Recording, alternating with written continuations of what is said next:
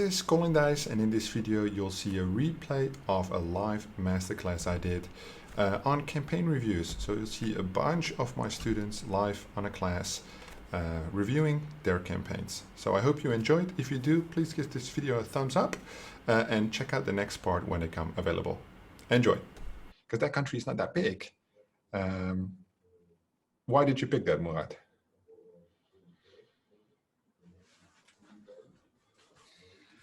Of course, in the first place, because I took your advice, you told me to start as a beginner with Eastern Europe, and yeah, that's why I just tried some of the. Okay, thank you for complimenting my suggestion then. I thought you were going to say like, oh, because I listened to what you guys were saying and I looked for it myself, but yeah. That's really honest of you. No, I think Bosnia and those kind of countries like Serbia, Kosovo, Albania, they might not have as much opportunity. Damien hasn't been on the calls because he's actually been to Serbia. I think he texted me today that he was in Serbia for holiday. But he's basically dominating Eastern Europe. He sent me today, he sent his 500 approved lead on Terra Leads today. So it's 500 positive conversions. And it's basically only small Eastern European countries. It took him 4.5 months with me, so that's quite long because he's quite an emotional media buyer if you're watching this replay.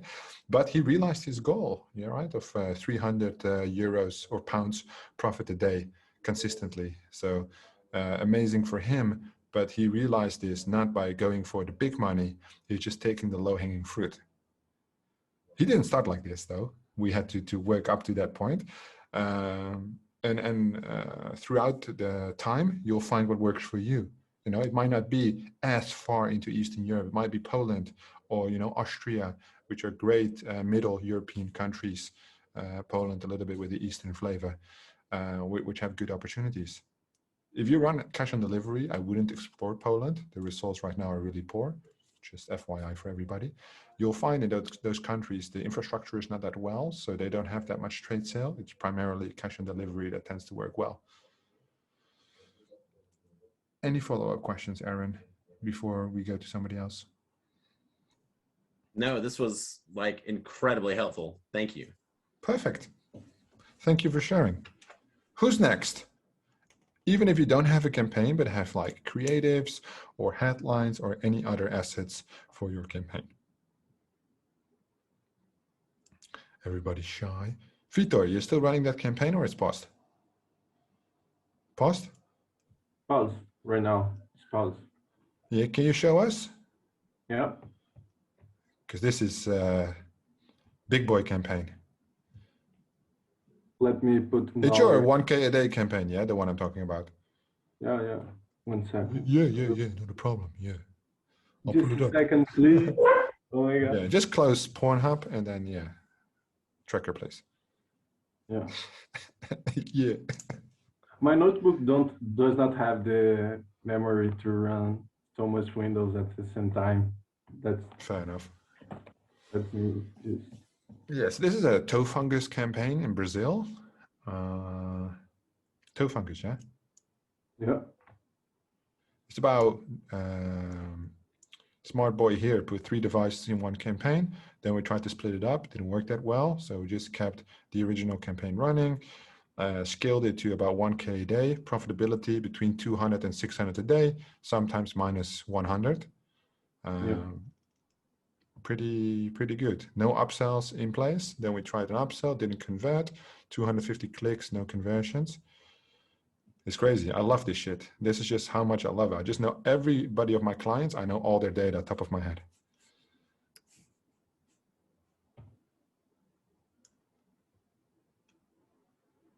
Okay, sweet.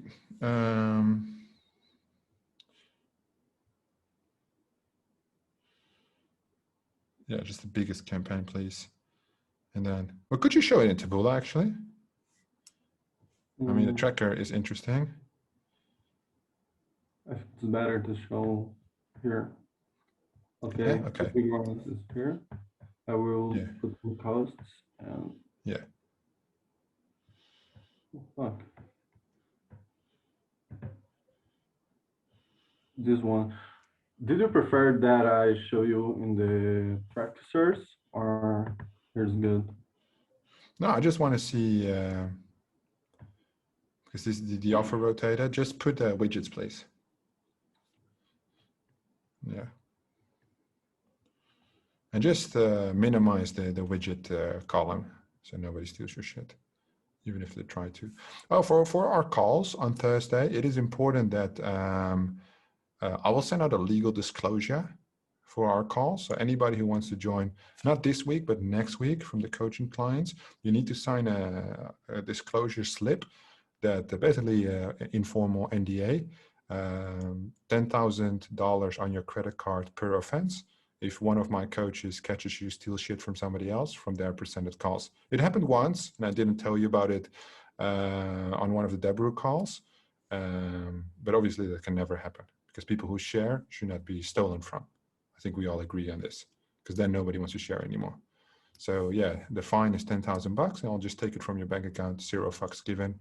If we cannot collect it, we'll sue your ass. Great times. Okay, Vitor, please, can you minimize the site column? Sites, just minimize it so we can barely see it. Yes, some disclosure. Okay, perfect. Now we only see the numbers. Very impressive, my boy. Very impressive. So about 30% ROI? Yeah? Yeah. Just about the average we're looking for. You can see one very big, I wouldn't say big money maker. It's definitely the best publisher, right? The best site at the top. It has the highest profit yield, where the spend is all between 100 and 500, right? The biggest spenders are 200 plus. So now when you have a whole list, because there are quite some rows in this sheet, so there's quite a many widgets. If you scroll down, you will see, just yeah, move with me, Vitor, if that's okay, that there are accounts where profitability is high, but spend is still relatively low, right? And that's a problem we ran into quite quickly where there's not sufficient reach. Sufficient reach problems are one of the worst things you can have once the campaign is profitable.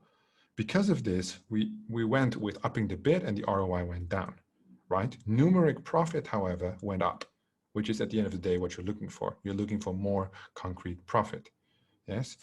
All right.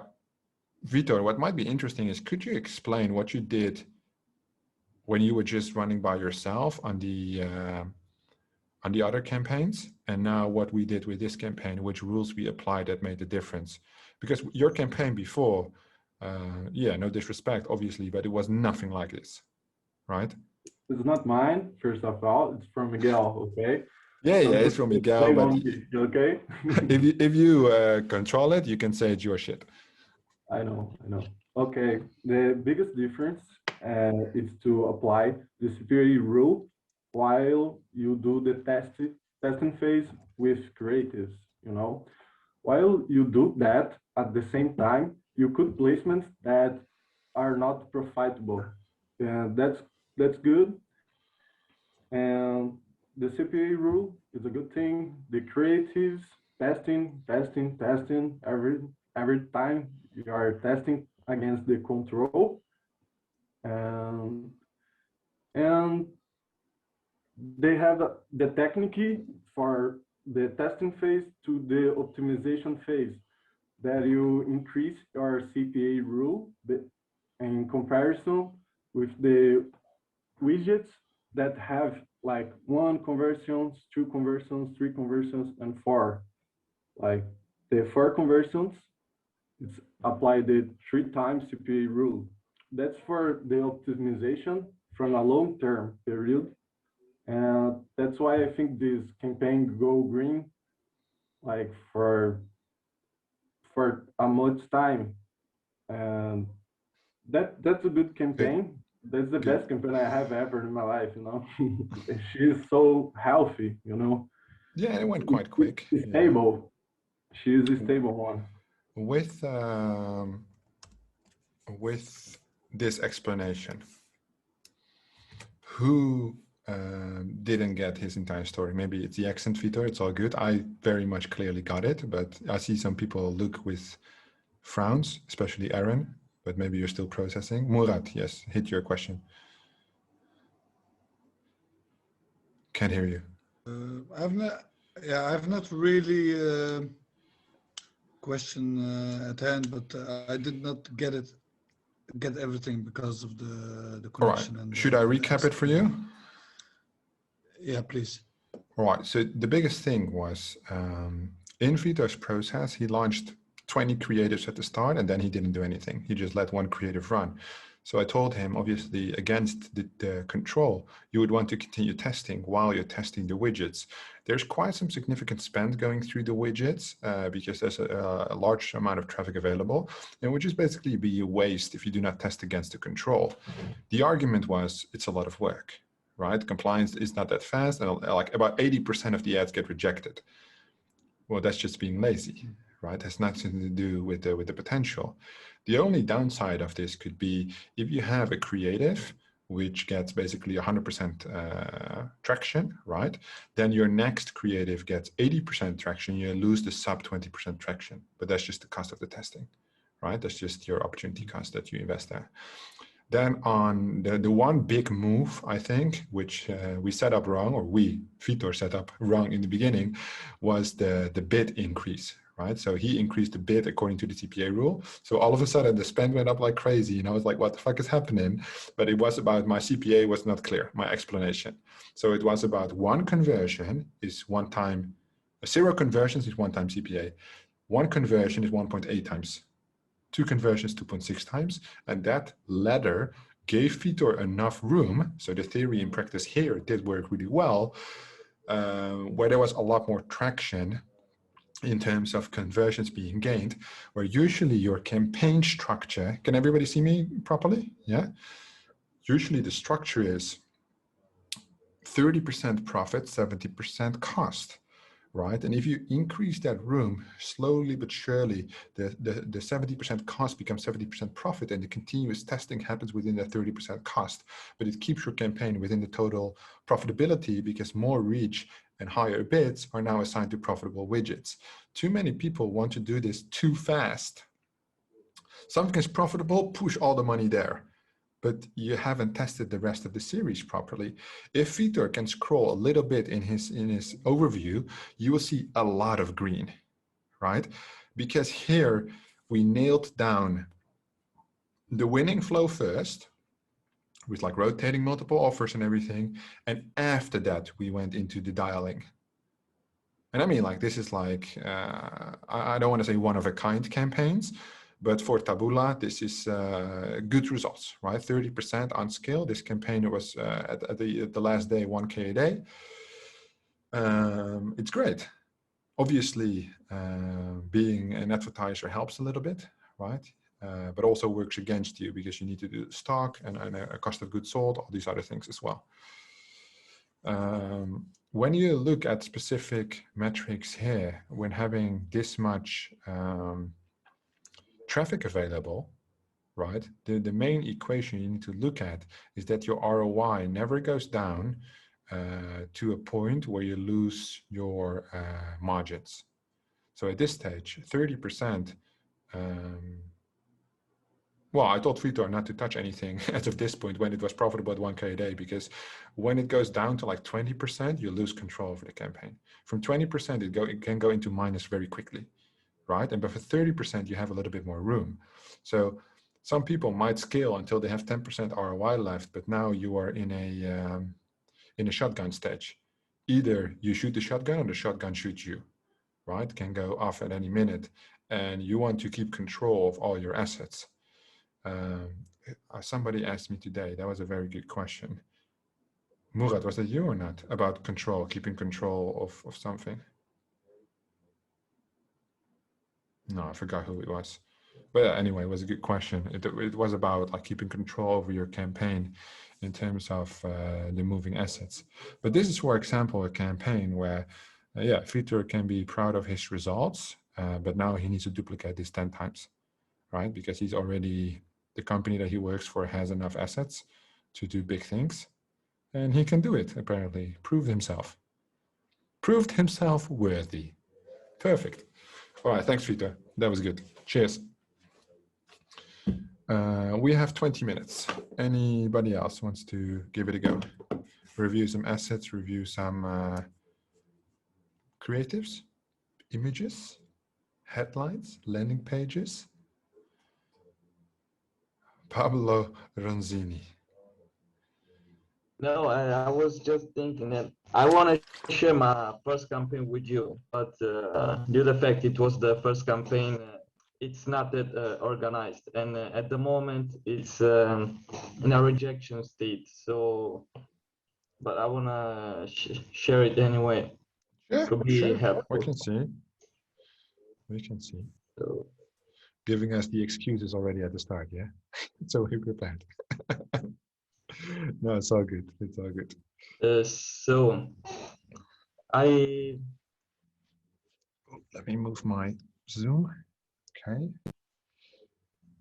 Okay, so it's Chocolate Slim Italy. Yeah. yeah, but it was the first mistake. Next time I will call it just Italy weight loss or Nutra, like that, because in this campaign I rotated 4 or 5 different offers.